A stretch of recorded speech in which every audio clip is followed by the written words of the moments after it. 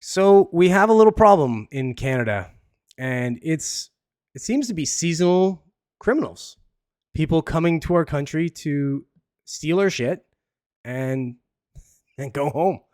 I don't know, like a bunch of bandits with backpacks. I'm gonna read this story. This is what is this? National Post. Don't expect much, but no, hey, they're out there trying. They're a bunch of little engines. They're out there trying to put a good story together. Let's see what they have to say on this one. So, crime tourists, organized burglary gangs are wintering in Canada and ransacking homes.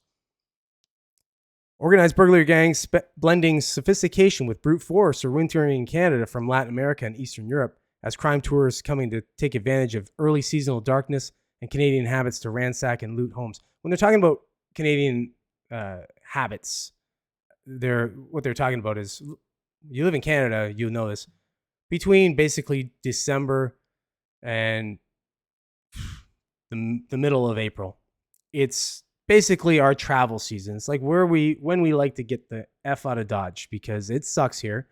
As if you live in Canada, we've had to deal with a bunch of snow in the last couple of weeks and freezing temperatures and all this. And today it ends up getting to like 5 degrees, so everything's melting.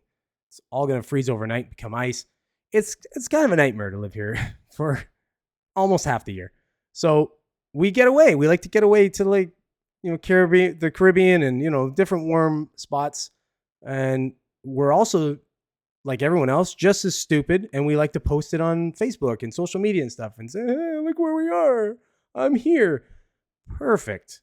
So people are looking at that and going, oh, Tony's in friggin' Cabo. So let's go to Tony's house and take all Tony's shit. And that's what they do.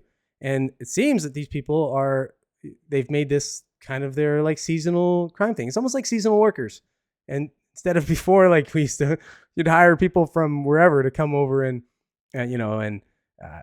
apple pick and, plant trees and, maybe tobacco farm, things like that. Now they're just, we don't hire them to do that anymore. They just bring themselves over and steal our shit. So whatever.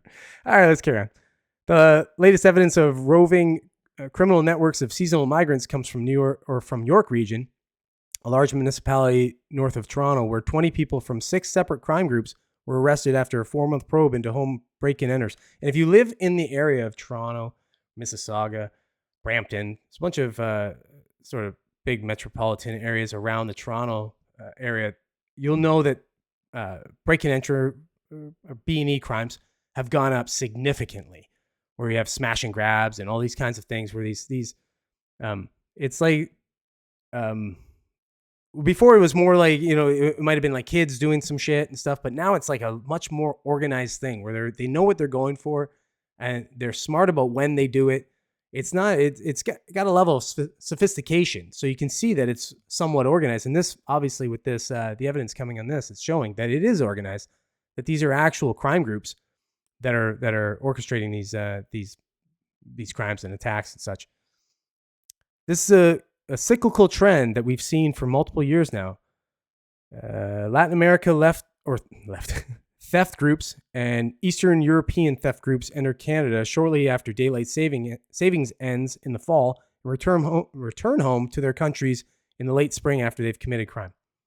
Nice. Appreciate that. Thank you for coming to Canada. We love that you're here and stealing our shit. Those arrested in York Police's Project Dusk are crime tourists, he said.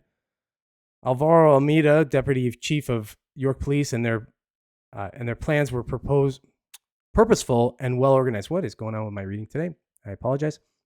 Every single one of these individuals arrived in York region from outside the borders of Canada, and we believe their sole purpose for coming here was to commit crime for profit. They are here purely for profit.